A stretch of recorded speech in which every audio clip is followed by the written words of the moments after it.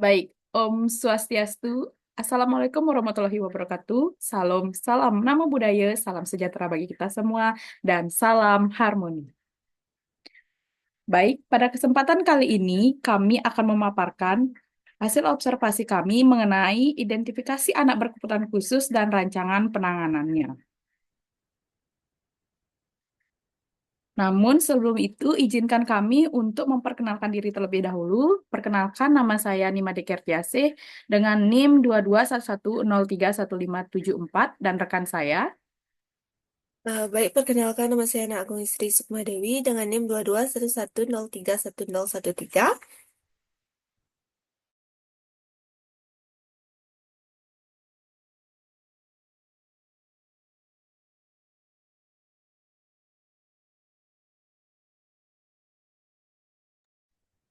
Baik, jadi observasi yang kami lakukan yaitu berada di Sekolah Dasar Negeri 4 Sabe yang beralamat di Jalan Banjarseme, Bonbiu, Sabe, Belah Batuh, Gianyar.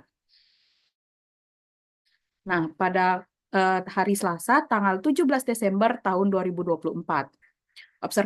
Observasi yang kami lakukan ini mengenai identifikasi anak berkebutuhan khusus dan rancangan penanganannya.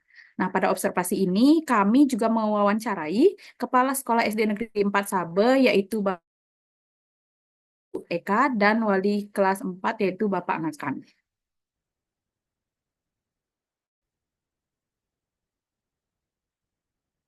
Nah, berdasarkan hasil wawancara serta observasi yang kami lakukan, terdapat 3 kasus anak berkebutuhan khusus di SD Negeri 4 Sabe, yaitu yang pertama, anak dengan tunanetra netra dengan kategori sedang, anak ADHD, dan juga anak dengan kesulitan belajar atau lamban belajar.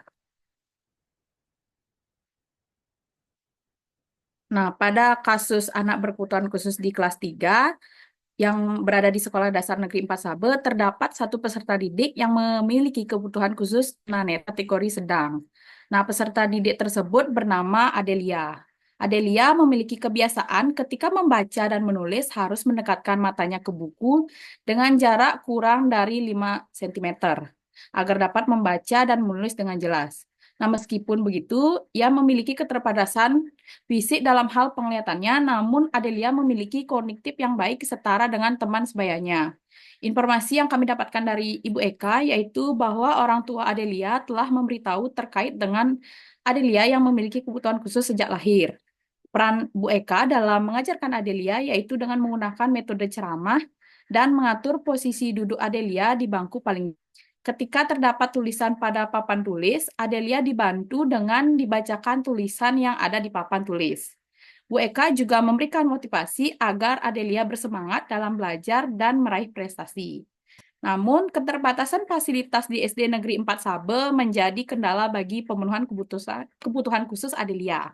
Nah, berdasarkan atas saran dari sekolah dan juga kesepakatan bersama orang tua, Adelia akhirnya dipindahkan ke SLB atau sekolah luar biasa agar mendapatkan fasilitas dan dukungan yang lebih memadai. Saat observasi dilakukan, Adelia sudah tidak lagi berada di SD Negeri 4 Sabe karena telah berpindah ke sekolah luar biasa atau SLB. Baik, selanjutnya akan dilanjutkan oleh rekan saya. Baik, untuk selanjutnya, adapun selain Adelia, adapun kasus anak berkebutuhan khusus pada kelas 3 yaitu Bagas, di mana siswa ini merupakan kelas 3 dengan teridentifikasi HDHD yang menunjukkan perilaku hiperaktif, impulsif, dan sulit diatur di kelas. Nah, Bagas ini sering berpindah tempat bermain dengan benda milik teman, serta menyela guru berbicara atau ketika giliran siswa lain menjawab. Nah, Bagas juga kesulitan dalam menyelesaikan tugas karena mudah teralihkan oleh hal-hal kecil di sekitarnya dan tidak membaca instruksi dengan teliti. Berdasarkan informasi dari orang tua, pola asuh yang diterapkan di rumah cenderung longgar karena kedua orang tua bekerja penuh waktu. Bagas diasuh oleh pengasuh yang kurang tegas sehingga ia terbiasa mendapatkan apa yang diinginkan tanpa aturan yang jelas. Untuk mengatasi hal tersebut, Bu Eka sebagai wali kelas Bagas menerapkan strategi manajemen perilaku seperti memberikan penghargaan kecil atau reward saat Bagas berhasil duduk tenang atau menyelesaikan tugas dengan baik, serta memberikan perhatian khusus agar ia lebih fokus dan terarah dalam belajar.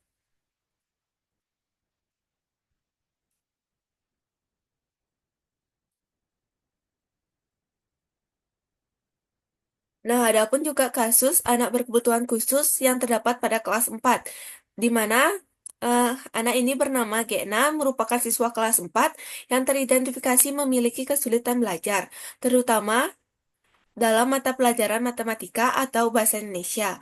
Ia membutuhkan waktu lebih lama untuk memahami instruksi dan menyelesaikan tugas, seperti soal matematika yang sederhana.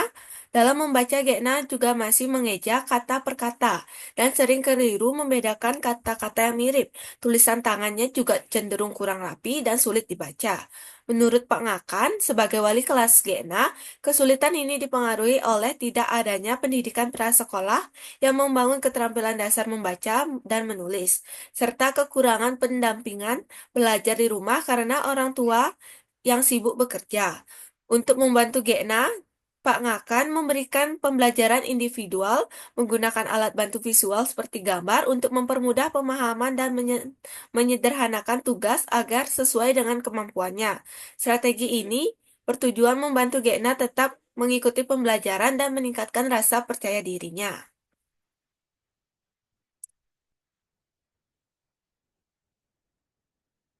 Baik, adapun rencana penanganannya. Untuk kasus yang pertama, penanganan untuk Gekna atau mengalami kesulitan belajar, di mana kita fokus utama adalah meningkatkan kemampuan dasar membaca, menulis, dan berhitung. Pembelajaran bersifat individual dengan metode multisensori untuk mempermudah pemahaman. Dalam belajar membaca, kita dapat gunakan kartu bergambar dan buku ilustrasi yang menarik.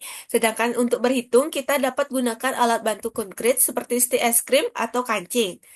Materi yang disampaikan secara bertahap dengan instruksi yang sederhana, dan Gekna dapat kita berikan waktu tambahan untuk menyelesaikan tugas.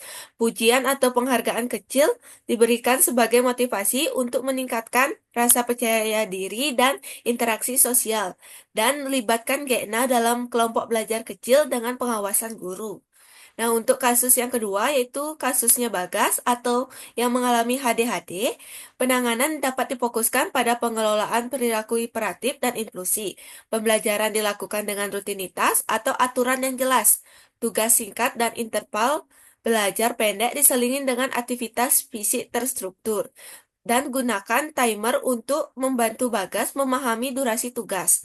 Berikan penghargaan langsung seperti pujian atau stiker diberikan setiap Bagas berhasil menyelesaikan tugas. Aktivitas pembelajaran yang melibatkan gerakan fiksi dapat membantu pemahaman konsep. Jika Bagas mulai menunjukkan perilaku impulsif, kita dapat menggunakan teknik time out positif diterapkan, yaitu gunakan waktu singkat untuk menenangkan diri sebelum kembali lagi ke aktivitas selanjutnya. Baik, saya kembalikan kepada Kerti. Baik, sekian pemaparan hasil observasi serta wawancara kami mengenai anak berkebutuhan khusus yang berada di Sekolah Dasar Negeri 4 Sabe. Mohon dengan para Mesanti, Om Santi, Santi, Santi, Om. Wassalamualaikum warahmatullahi wabarakatuh. Salam, salam nama budaya, salam sejahtera bagi kita semua, dan salam harmoni.